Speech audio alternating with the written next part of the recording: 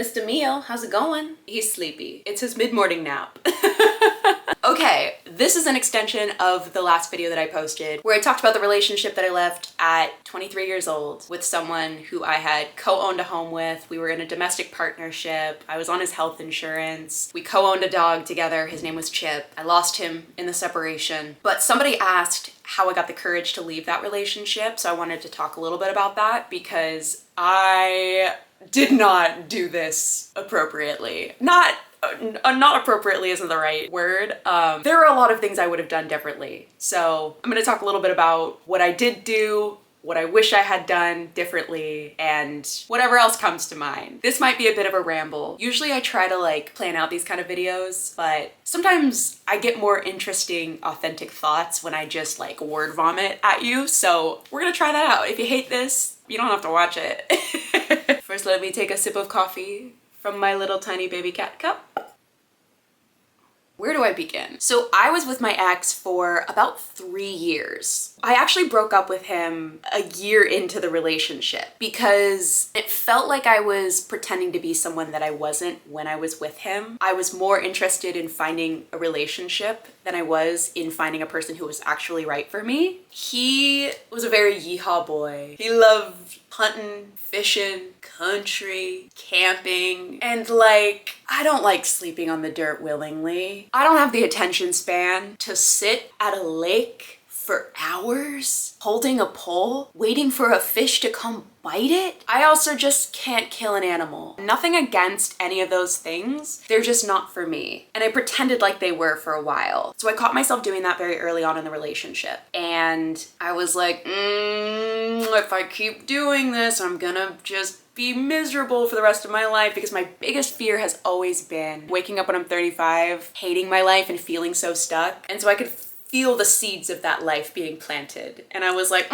we gotta stop. So broke up with him about a year into the relationship. Ended up getting back together like 2 days later because I missed the comfort that he provided me. Because he was like very nice and he like took care of me. And that's another thing though that also became a problem, is he wanted to do everything for me and I let him, and it led everybody in my life to believe that I was completely incapable of taking care of myself. I'm very independent and I've always been, and so this was kind of like a weird situation to be in. So we ended up staying together, and then about half a year later after getting back together, we ended up buying a house together. And I kind of explained a little bit why in my other video. And I just kept saying yes to all of these things that made our relationship more permanent, like getting a domestic partnership, getting another dog, because those all felt like things that I was supposed to do instead of doing what I actually felt like was right.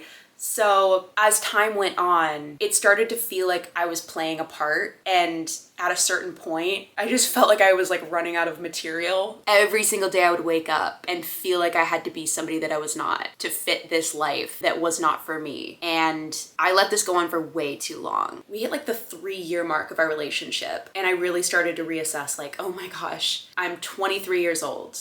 I don't know who I am because I've been so busy pretending to be someone I'm not to stay comfortable in this relationship that's not right for me. Up until that point, I really had shut up this voice in the back of my mind that was like, this is not right for you. You gotta go. I kind of thought that like, that was just my ADHD, my novelty seeking. I have always wanted the next best thing. And I was worried that I was doing that with my relationship, even though there were some genuine concerns about us not really being compatible. I really waited until I just physically couldn't take it anymore, and I completely shut down. And I started picking fights about things that really didn't matter, and tried to just blame the downfall of this relationship on anything but my feelings, because I really didn't take them seriously. And so yeah, ended up just like kind of abruptly leaving, and it was very messy. And I regret the way that I did this. I look back and I wish that I had listened to my gut sooner, because it would have saved me so much time heading in the wrong direction. And I also wonder how much further along I'd be in my life now I had the courage to leave sooner. But also I give myself grace because I didn't know any better. I was in my early 20s. I'm still very young, I'm 26. Before you type your comment saying, oh my gosh, you look like 40 years old, stop it. I've heard that a million times.